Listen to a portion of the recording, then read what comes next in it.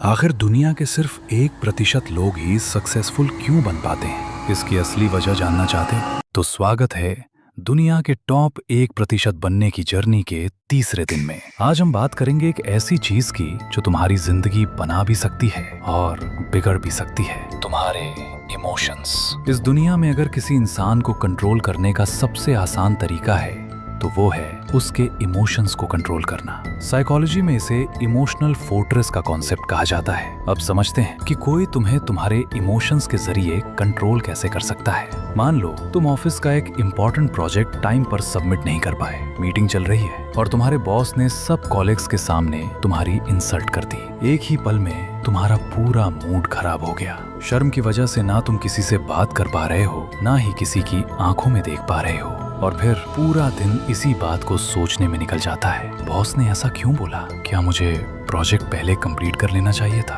अब दूसरी सिचुएशन देखते हैं। इस बार तुमने प्रोजेक्ट डेडलाइन से पहले ही कंप्लीट कर दिया। बॉस ने सबके सामने तुम्हारी तारीफ की और अचानक तुम्हारा पूरा दिन अच्छे मूड में गुजरने लगता है। अब यहाँ एक बात ध्यान से नोटिस करना, तुम्हारी खुशी और तुम्हारा दुख दोनों किसी और के शब्दों से डिसाइड हो रहे हैं। यानी तुम्हारे इमोशंस का कंट्रोल अभी भी किसी और के हाथ में है, और जिसका कंट्रोल दूसरों के हाथ में हो वो इंसान कभी ताकतवर नहीं बन सकता।